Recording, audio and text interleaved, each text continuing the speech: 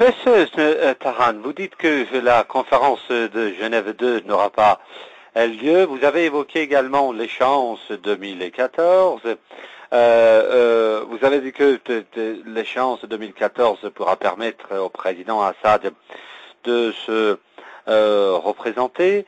Alors, vous voulez dire que la solution ne passe pas par la tenue de la conférence Genève 2, mais par en fait l'urne, par l'organisation des élections libres et démocratiques, n'est-ce pas? Exactement, si vous voulez. Genève 2 est l'équivalent de solution politique. Et on va naturellement vers la solution politique, qu'il y ait Genève 2 ou pas, puisque les rebelles n'arrivent pas à gagner des batailles sur le terrain. Et là, en ce moment, comme je vous ai dit, l'effraction de toute cette coalition est plus que claire. Les Kurdes vont chasser les islamistes de leur région. Comme je vous ai dit, il reste qu'Alep. Alep est en train d'être résolu.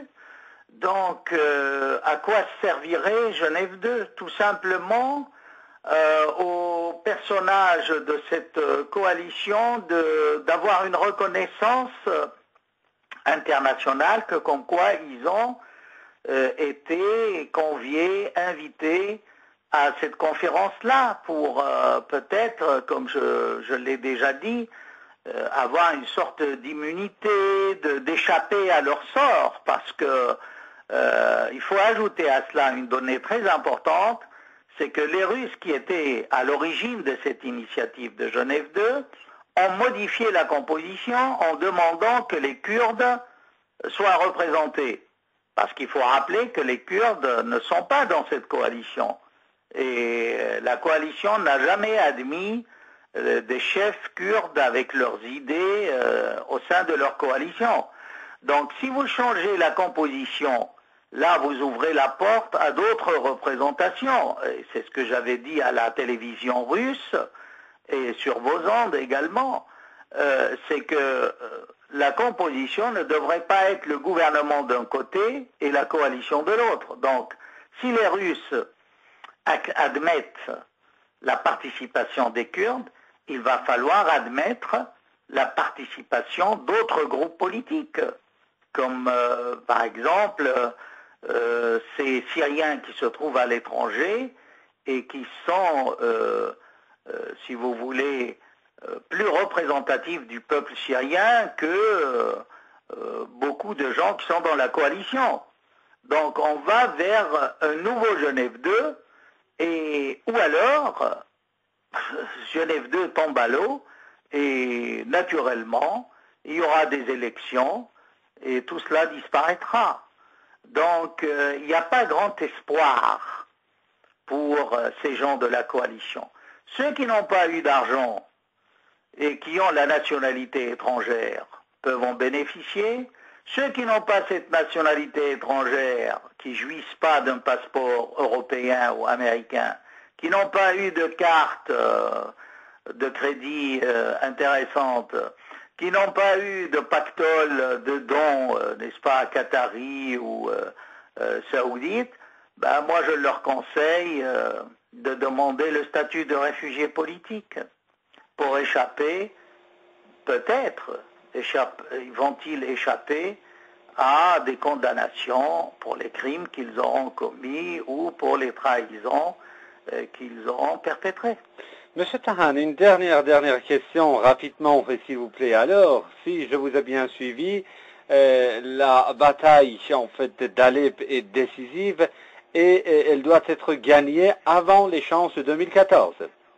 Exactement. Moi, je crois que on avance septembre pour Genève 2, donc on a un petit mois. C'est là où il faut que l'un des deux partis puisse dire que Alep est de son côté.